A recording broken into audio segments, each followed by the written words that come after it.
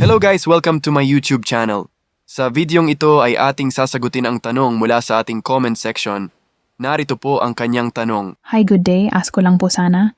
Kasi last hulog ko is year 2014. May work pa po ako. Ngayon po due date ko sa February 2026. Pwede po kaya maka-avail kapag maghulog? So yan ang ating sasagutin, pero bago po tayo magpatuloy, kung bago ka pa lang sa channel ko, please subscribe to my YouTube channel. Pindutin lamang ang subscribe button na inyong makikita sa screen.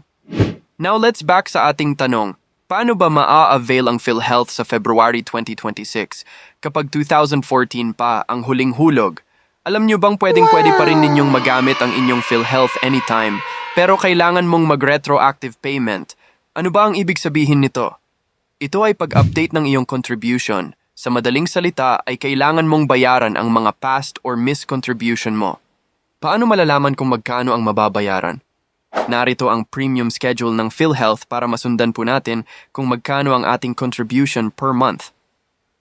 Take note, magsimula tayong mag-compute mula taong 2019 dahil naisabatas ito noong Disyembre ng taong 2019 under Republic Act No. 11223 or kilala bilang Universal Healthcare Law. Sa batas na ito ay obligado ang mga membro na bayaran ang kanilang buwanang contribution para sa mga direct contributor. Regardless kung nagamit man o wala, ay kailangan mo pa rin bayaran ang iyong monthly contribution. Sa madaling salita, nagamit mo man o hindi, ay required ka pa rin magbayad. Ang konsepto ng PhilHealth ay parang kumuha ka ng insurance ng inyong sasakyan kapag nag-renew ka ng iyong sasakyan. Para in case anuman ang mangyari sa'yo, ay secure ka sakaling maaksidente or makabangga ka. Alam kong lahat tayo ay ayaw maaksidente kapag nagmamaneho. So ganun din sa PhilHealth, lahat tayo ay ayaw magkasakit, di ba? Pero hindi about sasakyan ang topic natin mga kapartners, ha? Now let's start to compute kung magkano ang ating mababayaran beginning 2019. For 2019, ang monthly premium ay nagkakahalaga ng 275 pesos. For 2020 and 2021, ang monthly premium ay nagkakahalaga ng 300 pesos per month. Ang buong taon ay nagkakahalaga ng 3,600 pesos.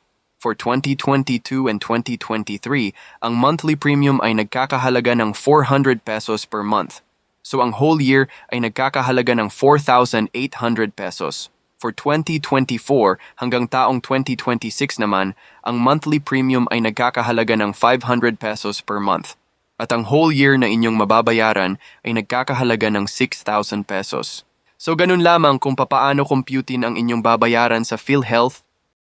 Paano po ba ang pagbabayad? Maari po kayong magbayad ng quarterly or semi-annual or annual payment. Pwede po ninyong bayaran ng paunti-unti. Pwede na bang magamit kahit may balance pa? Yes, pwede na po ninyong magamit pagkatapos po ninyong magbayad ng partial payment. Ngunit pagkatapos gamitin ang PhilHealth benefits, ay kailangan mong i-continue ang paghulog sa PhilHealth. Kasi yung iba, after gamitin ang PhilHealth, hindi na nagpapatuloy sa paghulog ng kanilang contribution, kaya lumalaki na naman ang kanilang missed contribution or utang sa PhilHealth.